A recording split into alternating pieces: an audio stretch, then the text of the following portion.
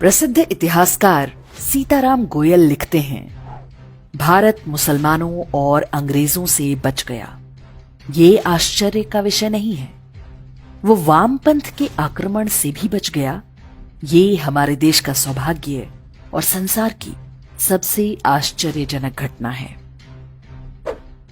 यदि आप बीते 100-125 वर्ष के इतिहास पर दृष्टि डालें तो समझ पाएंगे कि सीताराम गोयल ने ऐसा क्यों लिखा। मुसलमान और ईसाई आक्रमणकारी आए, लूटमार की, अपने मजहब को फैलाने का प्रयास किया। हम लगातार उनसे लड़ते रहे, घायल हुए, किंतु विजयी हुए। लेकिन वामपंथ का आक्रमण इतना सुनियोजित, इतना शातिर और इतना शक्तिशाली था कि आज भी हम उससे उबर नहीं पाए हैं। इस आक्रमण ने मात्र 1 शताब्दी के अंदर भारत के हिंदुओं को अचेत, विवेक शून्य और हीन भावना से ग्रस्त बना दिया। वामपंथ के भारत पर आक्रमण का सबसे सटीक उदाहरण है दिल्ली प्रेस। वर्ष 1939 में विश्वनाथ नाम के एक व्यक्ति ने इसकी स्थापना की। स्वतंत्रता के बाद भारत में जिस तरह की अंतरराष्ट्रीय शक्तियां अपने खेल खेल रही थीं, दिल्ली प्रेस उनका महत्वपूर्ण हथियार था। उसने जो कुछ किया उसे हम आइडियोलॉजिकल सबवर्जन या वैचारिक भटकाव के नाम से जानते हैं। दिल्ली प्रेस से ही चंपक, सरस सलिल, सुमन सौरभ, मुक्ता, सरिता, गृहशोभा और कारवां जैसी पत्रिकाएं प्रकाशित होती हैं। 10 भाषाओं में कुल 36 पत्रिकाएं यहां से निकलती हैं। देश स्वतंत्र होने के साथ ही बच्चों, युवाओं, कामकाजी लोगों से लेकर घरेलू महिलाओं तक के लिए पत्रिकाओं की पूरी एक रेंज बाजार में उतरने लगी। 35 से 40 वर्ष से अधिक उम्र का आज शायद ही कोई व्यक्ति हो जिसने अपने बचपन और युवावस्था में दिल्ली प्रेस की पत्रिकाएं ना पढ़ी हों। अब तो छोटे बच्चों की स्कूली पाठ्य पुस्तकें भी दिल्ली प्रेस में छप रही हैं। इसके लिए विश्व बुक्स के नाम से अलग ब्रांडिंग की गई है। दिल्ली प्रेस ने दशकों तक भारतीय समाज की नसों में जो धीमा जहर उतारा, उसके परिणाम आज हम अपने चारों ओर देख सकते हैं। इसकी पत्रिकाओं में कुछ स्थायी स्तंभ होते थे, जैसे ऐसी कैसी परंपरा।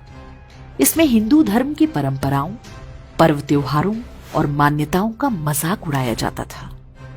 पाठक उन्हें पत्र लिखकर बताते थे और वो बिना किसी जांच पड़ताल के छप जाता था। लिखने वाली अधिकांश महिलाएं होती थी, जैसे शादी में सास द्वारा दूल्हे की नाक खींचने या विदाई के समय रोने अथवा कोई व्रत, उपवास, कथा इत्यादि का उपहास। इसी स्तंभ में नई दुल्हन के गृह प्रवेश में चावल से भरा कलश गिराने को अन्न की बर्बादी बताया गया था। सरिता और सरस सलिल जैसी पत्रिकाओं के हर अंक में एक ऐसी कहानी अवश्य होती थी जिसमें कोई साधु या तांत्रिक बलात्कार करता था। एक कहानी या कथित आप बीती किसी ढोंगी पंडित के बारे में होती थी। मंदिर का पुजारी हमेशा देवदासी से अपनी हवस पूरी करता था और दान के पैसे से मौज मस्ती करता था। सुहागरात पर दलित की बहू को अपनी हवेली पर ले जाने वाला ठाकुर और सूदखोर लाला जैसे आइडिया भी दिल्ली प्रेस की ही देन है। दलित दूल्हे को घोड़ी पर ना बैठने देने की कहानियां दिल्ली प्रेस की पत्रिकाओं में तब छपा करती थी जब देश में ऐसी एक भी घटना सुनने को नहीं मिलती थी। मेरा अब्दुल वैसा नहीं है और रहीम चाचा के बलिदान की फर्जी कहानियां भी दिल्ली प्रेस से ही पैदा हुई। बाद के समय में सास बहू टाइप सीरियल और परिवार तोड़ने के जितने फॉर्मूले गढ़े गए, उनमें से अधिकांश का जन्म यहीं पर हुआ। यह कहना अतिशयोक्ति नहीं कि भारत में सॉफ्ट पॉर्न का आरंभ दिल्ली प्रेस की पत्रिकाओं ने किया। पत्रिका में ऐसे चित्र छपते थे जिन्हें काटकर स्कूली बच्चे अपनी किताबों में रखते थे। यौन समस्याओं के समाधान की आड़ में भी अश्लीलता ही परोसी जाती थी। भाषा अत्यंत फूहड़ और अश्लील। धारा 370 हटने के बाद बच्चों की पत्रिका चंपक में बताया गया कि कश्मीर में बच्चे बहुत चुनौतीपूर्ण स्थिति में हैं। हजारों सैन्य बलों की टुकड़ियां कश्मीर में भेज दी गई हैं और सख्त कर्फ्यू लगा दिया गया है। आप कश्मीर के बच्चों के नाम पत्र हमें भेजें। दिल्ली प्रेस की सहयोगी विश्व बुक्स कुछ समय पहले विवादों में आई थी। पता चला कि जब लोग ऑनलाइन ऑर्डर करके श्रीमद् भगवत गीता मंगाते हैं तो वे उसके साथ मुफ्त में एक किताब भेज रहे थे जिसका नाम था भागवत पुराण कितना अप्रासंगिक। कई लोगों ने बताया कि उन्होंने हिंदू धर्म से संबंधित कोई किताब मंगाई तो साथ में बाइबल भी डिलीवर हुई। विश्व बुक्स द्वारा प्रकाशित कुछ पुस्तकों के नाम ध्यान देने योग्य हैं।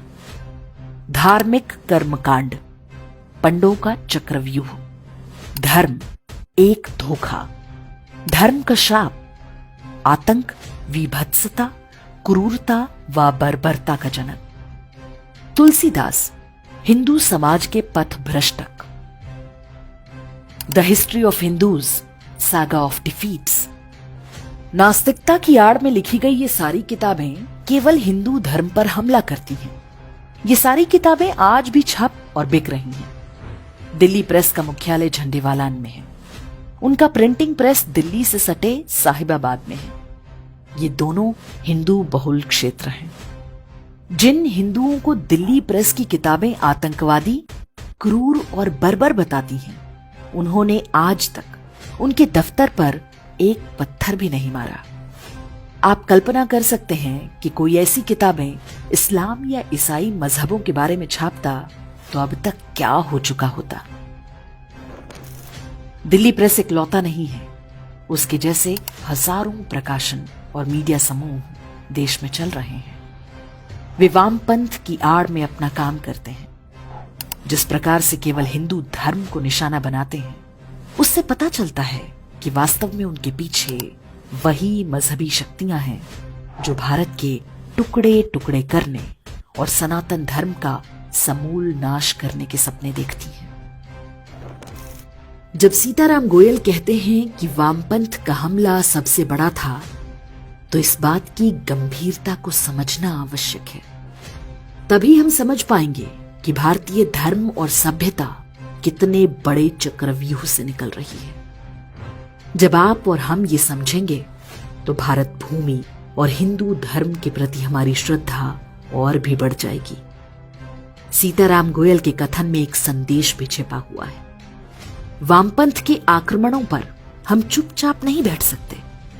उनका भी वैसे ही प्रतिकार करना होगा जैसा किसी बाहरी शत्रु के साथ किया जाता है। सरकार और कानून के भरोसे ये काम नहीं हो सकता। कुछ काम समाज को भी करने पड़ते हैं।